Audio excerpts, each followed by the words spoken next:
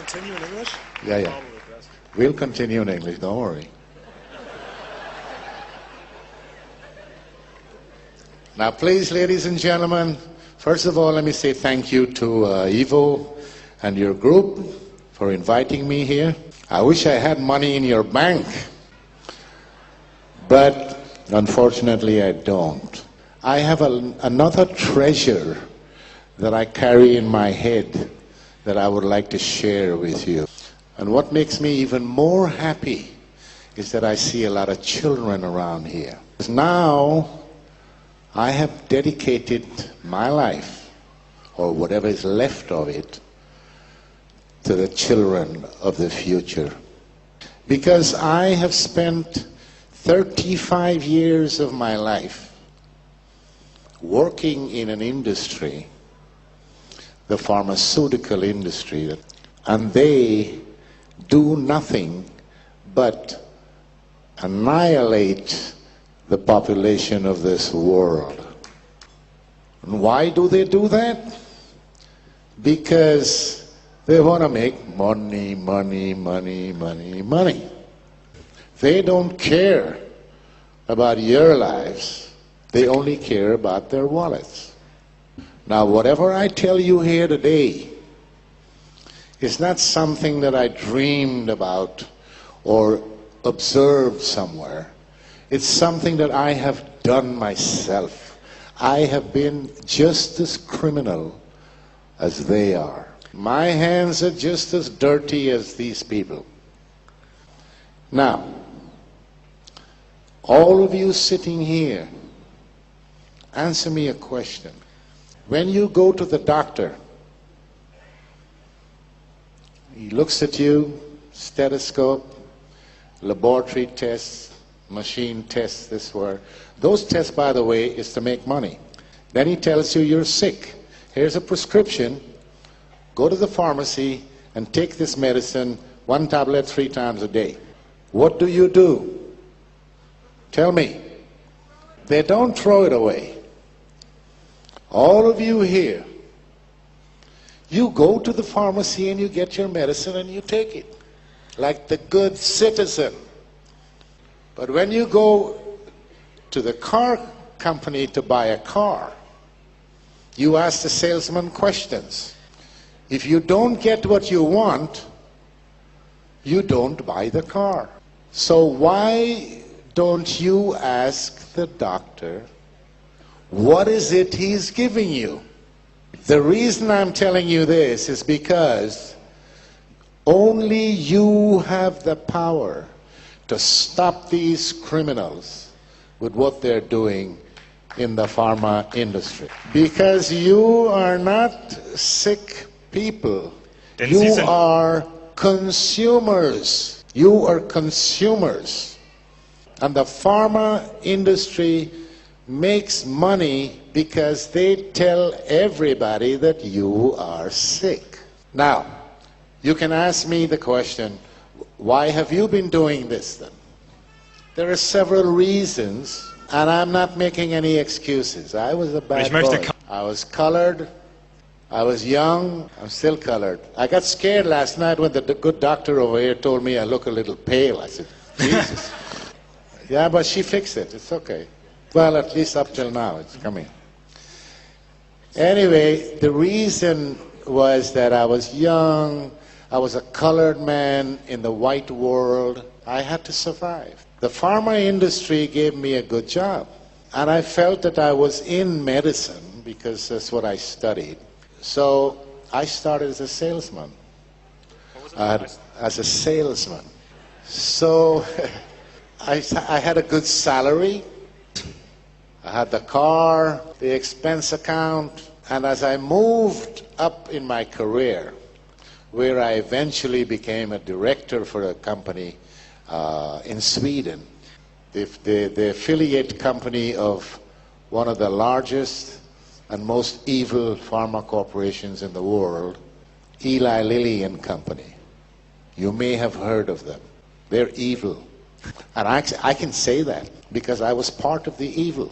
So in those days, the money, I've been around the world, You ask me all the top hotels in the world. You ask me about all the big airports in the world, gourmet restaurants. I had a golden key to the wine cellar of the Opera Cellar in Stockholm, Sweden. The Opera Cellar is where the Nobel people have dinner. I mean, you can go in that restaurant. The Princess Christina was sitting next to me at another table the other one time. So all of this was offered to me on a plate. So, just like Eva gave Adam the apple, I had an apple too. Anyway, to make a long story short, I had a career. I did a lot of bad things. They fired me. I started my own company, worked for several other pharma companies, big ones, world players. Then I met a German woman 15 years ago. And she said, I have to come to live in Germany because she's not going to move to Florida. And I said, okay, so I came to Germany. I retired, officially retired. I played golf. Good golfer in Germany. And I relaxed myself. Then I had a heart attack. Then I had a second heart attack. And now I can't get no heart attack anymore. I have a titanium battery right here. So I can drop here today and my heart will still beat. That's just a joke. Anyway, no, it's not a joke. I have a pacemaker, but I mean the whole... Anyway, somebody, the power, I don't know, some people say God, some people say Jesus, some people say this. I call it the power. The almighty power blessed me and my wife with a child. I was 62 years old. This child is now 4.5. Now, when this child was born, he went to the pediatrician after the 6 months to a year. They make a checkup. The doctor checked the boy and said, yeah, he's healthy, he's fine. Now I need to give him his IMF cocktail for Maasen. Now I had told my wife, nobody, no doctor, no professor, nobody gives my child any kind of medication unless they discuss it with me and I approve it. Now this doctor, well, apart from being lucky that I wasn't there, she threw my wife and child out of the clinic and said, we only treat vaccinated children. When my wife came home and told me that, I considered how lucky this woman was, because if I were there, believe me, I would have strangled her. How dare she refuse to have my child come to this clinic and she's practicing as a doctor? What happened to the Hippocrates, the oath of Hippocrates? When you become a doctor, you swear the oath. Primum non nocere. The patient comes first. That made me mad. So I researched this lady, and I found that she was sitting in a committee, or on a committee, with a politician and members of the pharma company that made the IMF, the vaccine. And they're propagating to the government in Germany to introduce mandatory vaccination. So I started to do some research on what's going on in Germany in the medical business. I've never worked there. I only lived there. I got my pension from Sweden, by the way. I don't get anything from the German state or anybody. I found out also that general practitioners, just like this woman and other doctors, were prescribing psychotropic drugs to children. Shortly after that, I read in an article that was posted from the European Medical Association that they were going to approve the drug Prozac to give to children. Es heißt Fluctin in Schweiz, in Deutschland. They were already prescribing another one called Ritalin. Now, I started to see red, and all the memories from the first day I joined the company as a salesman, it all started to come back. And I started seeing shadows at night. People dying from taking medication that was legalized because I had bribed the Swedish government to get the Sulasung for Prozac in Sweden. Now, can you imagine that? Sweden is reputedly one of the cleanest, most transparent countries in the world. They have the Nobel Prize of Medicine. And what I didn't think of at the time, the Americans, my friends were talking about them. Sorry, Jim. They love the prestige of the Nobel Prize. That is why it was important for them to get the registration of Prozac in Sweden.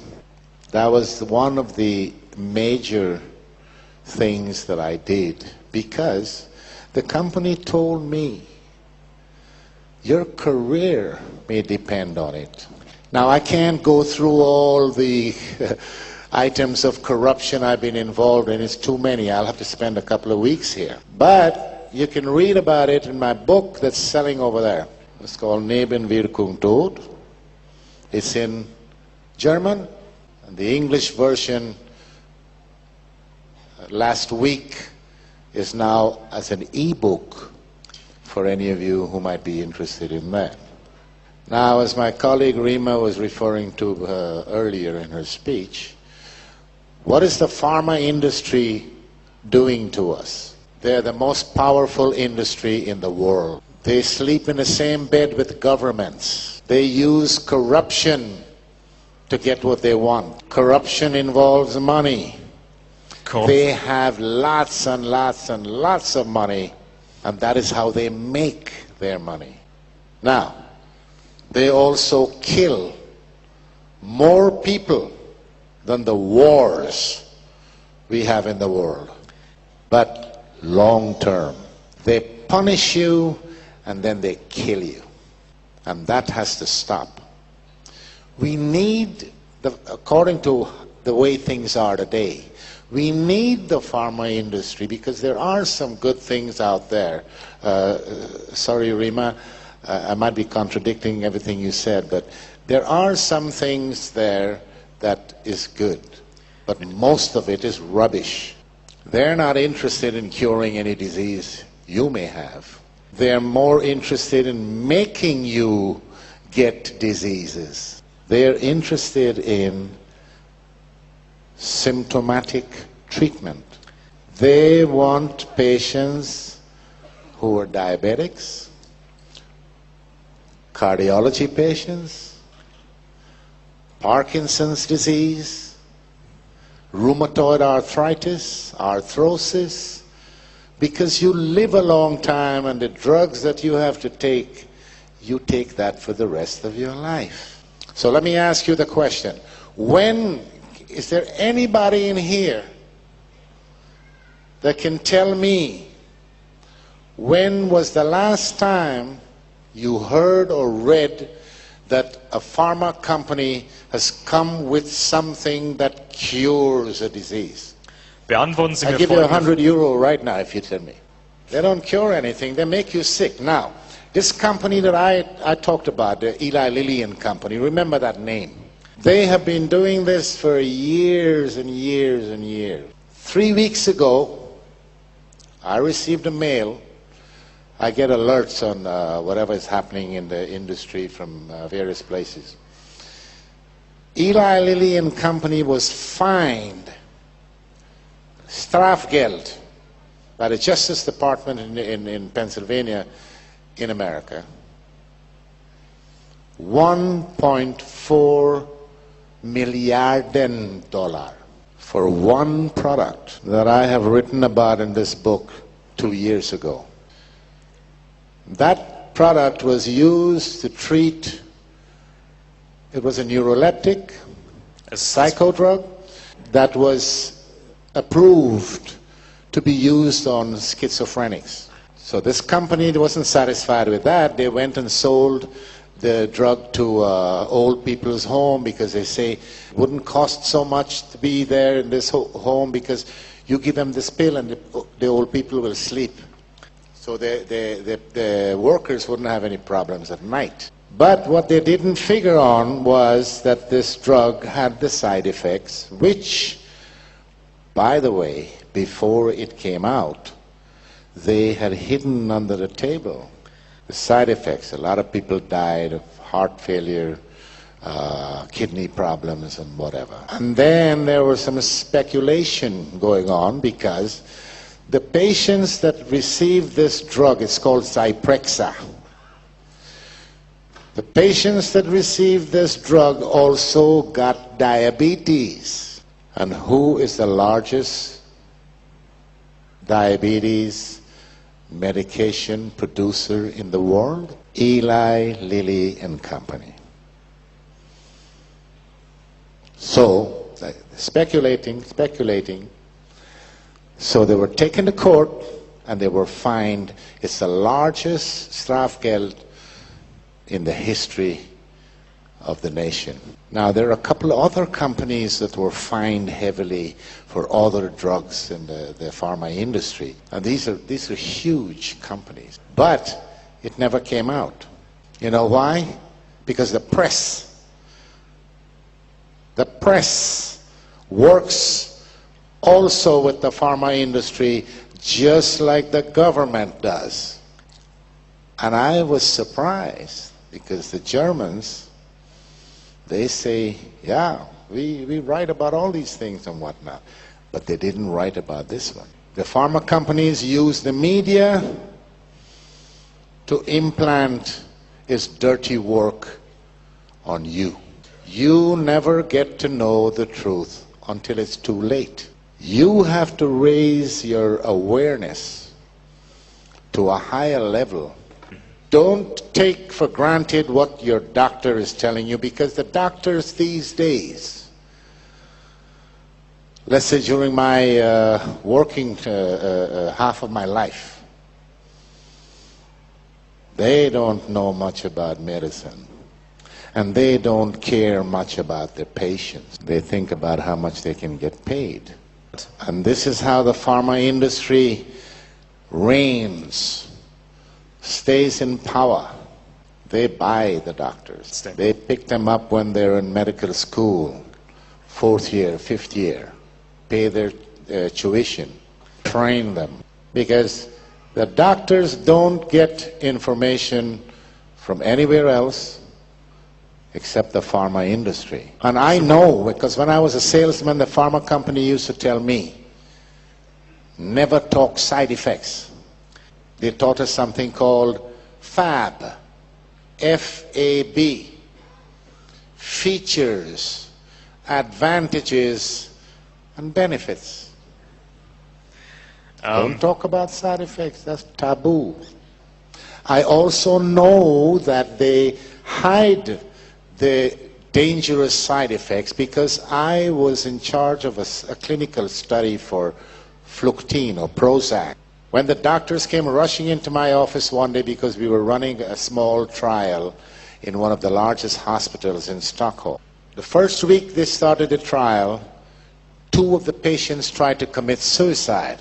And this is a major side effect of these psychotropic drugs. We call them the SSRIs, selective serotonin reuptake inhibitor. That's a long fancy. It's called akathisia. The pharma industry, by law, is not obliged to give out information like that. Their friends in Washington made sure of that. Do you know that George Bush's father was on the board of directors of Eli Lilly and Company?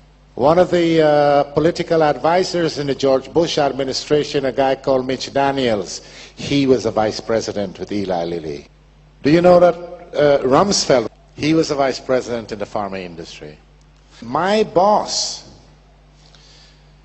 former boss, the guy who was 2 steps ahead of me, he was the vice president in London.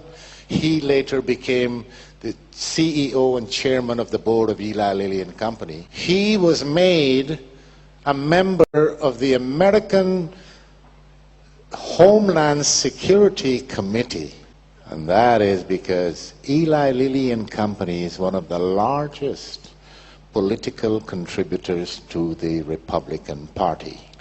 And all of these companies, all of them, they have $100,000 executive walking around in Washington and saying, "Hi, come to my barbecue this weekend." And that, ladies and gentlemen, is the highest form of corruption. It's called lobbying. It's approved by your government. Well, I don't know which one I have. All of them the same. So who are we dealing with? What are we doing? What are we setting our children open for? Now here's the good news, not for them. Sales of pharmaceuticals were dipping because when you look at the logistics of the whole thing, the baby boomers are now us. Well, Die Leute, die man früher die not Baby... all, but yeah. Now we, the baby boomers, have gone into the long-term treatment. You know me. You know, I got a pharmacy that's about 20 kilometers away from where I live for my medication with special delivery. You know why? I am one of their best customers. Now the baby boomers are going to die out in a while. Then the pharma companies have to find a new consumer. That is why they have turned their attention to the children. Have you guys heard of ADHS or ADHD? Yeah? Do you know what it is? What is it? Oh yeah? Well, it's funny, but all these years I've been in medicine, nobody can come and tell me up till now what ADHD is. Yeah, syndrome makes it a sickness. Since they can't prove that this is a sickness, they changed the S to D, calling it disorder. And when it comes to that kind of disorder, for example, how do they measure serotonin in the brain of a child? Do you know how to do it, doctor? With the Ouija board. That's one way of doing it. Yeah, right. But I don't think the pharma industry even knows about Ouija boards. What I'm saying is, they get the psychiatrists to sit down, you know, with their little bow ties. Psychiatrists, these are mad people. They might...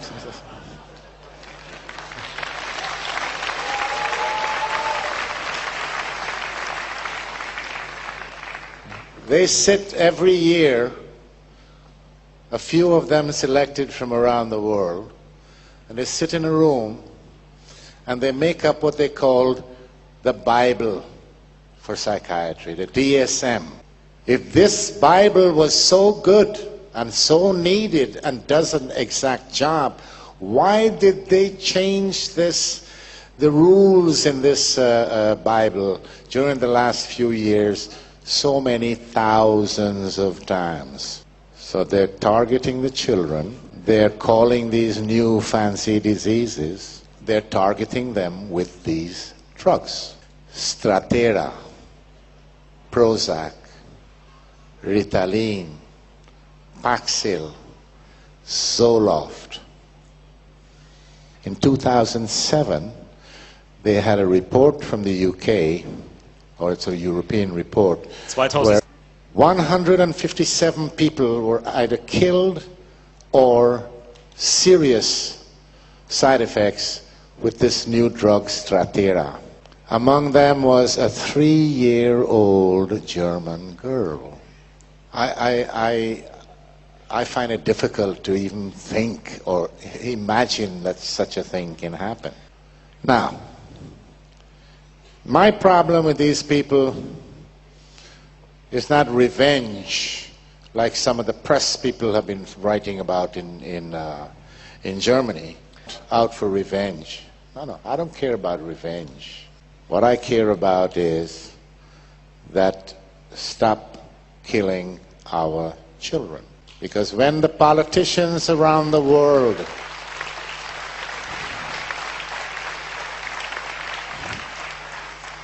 when the politicians and all the other idiots, like the psychiatrists, for example, they talk about we have to save the world, the environment, the gases, the green, everything else. All these people with the power in their hands to do something is not doing a goddamn thing. They still try to manipulate. And now they've fixed their eyes on the kids.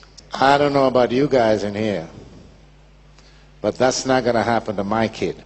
Never, never.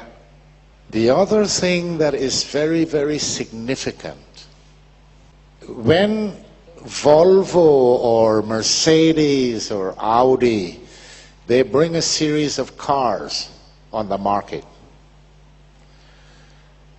and something went wrong. The computer system maybe doesn't function well, the brake system, something. What do? They bring them all in. They fix the problem, and then they go back and sell it. When a pharmaceutical company brings a drug that's killing people, what happens? The stupid politicians and the authorities, they say, okay, why don't you guys go back and take a look and see what is it that's wrong, and see if you can fix the problem and still sell the drug. These companies still keep on selling the drugs. And I'm not talking about miljarden pro jaar. That's a lot of money. Now, the company I worked for, this Lilly, they said to me and all my comrades and workers, we work for the betterment of the human race. We work towards getting their wallets empty. But they claim that they give $1 million a day to research. That's $365 million a year. Now, I have been with them, that company, I was with them for 10 years. So you take 365 and multiply it by 10, that's over $3 billion. And they couldn't even bring out a better aspirin than they have. So they're bringing SSRIs. They are called SSRIs. When they told me that this new group of drugs was coming, they said, if we give it away, we will make money. That's how cheap it is to make. And Prozac, the drug that I bribed the Swedish government with to register, is the first ever blockbuster of the pharmaceutical industry. That is $1 billion a year.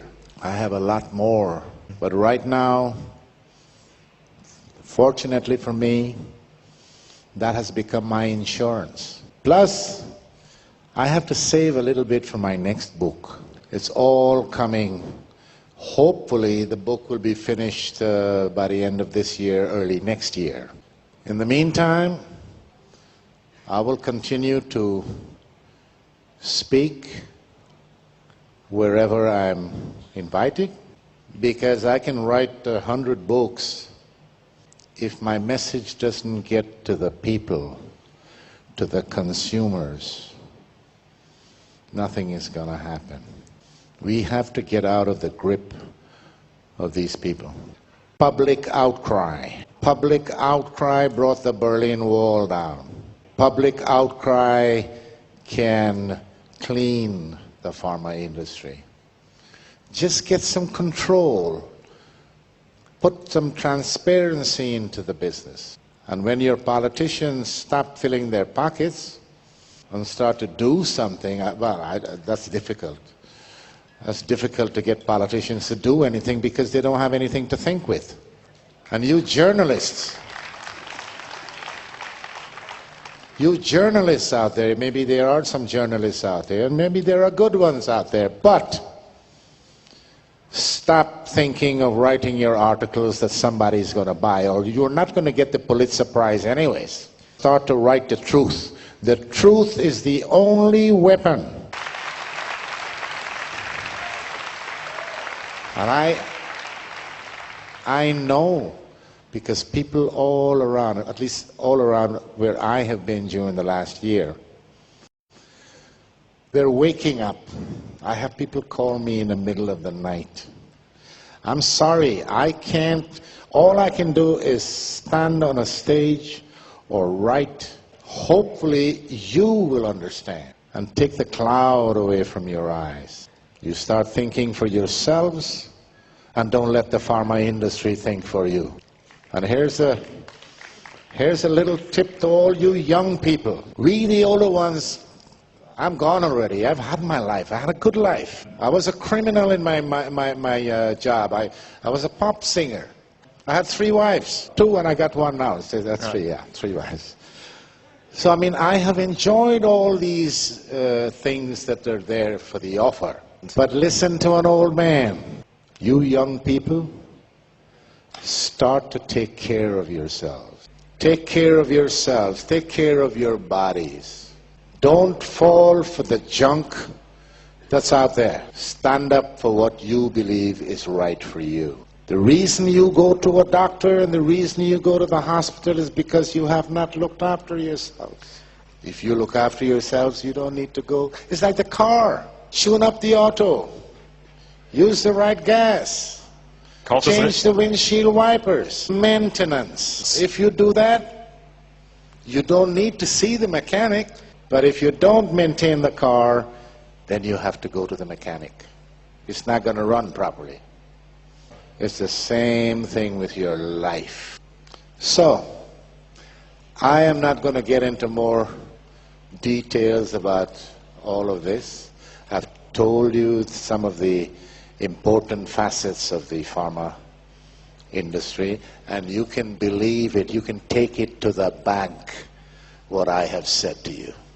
You can do your research, and you will find that I have worked in every single department except production. All the other facets of the industry, I have worked in them. I know. So, ladies and gentlemen, it's been very nice meeting you people. I will now leave this speech open for questions. If you have any questions. There seems to be a contradiction between the 2 presentations. Codex Alimentarius wants to eliminate populations. So how does Big Pharma ensure future profits if Big Pharma is killing off the people? Big Pharma is not killing off the people. But that's what Madame Leibov said. That's the goal of Codex Alimentarius. Okay. Let me. What I have heard from her, and what I have thought about is that she said that Codex Alimentarius, they make you sick with the food, right? Let me ask you a question. Are you with any organization? Sind Sie Teil irgendeiner Are you with Gruppe? Scientology or any of these people? Not at all. No, not at all. No. Scientology came up to me out there. From no organization at all. No. I don't take any drugs, by the way. So we're getting, I just go to the homeopath. We're getting. Oh. Yeah. Do you believe in what you're getting from the homeopath? I think it works. I started only a year ago, I guess. Yeah. It works. It works. And you know, I agree with you in that the pharma industry is mostly here for making money, and I agree with your things that they... Rima, you talked about you talked about some key individuals who started not just Codex, but started modern medicine.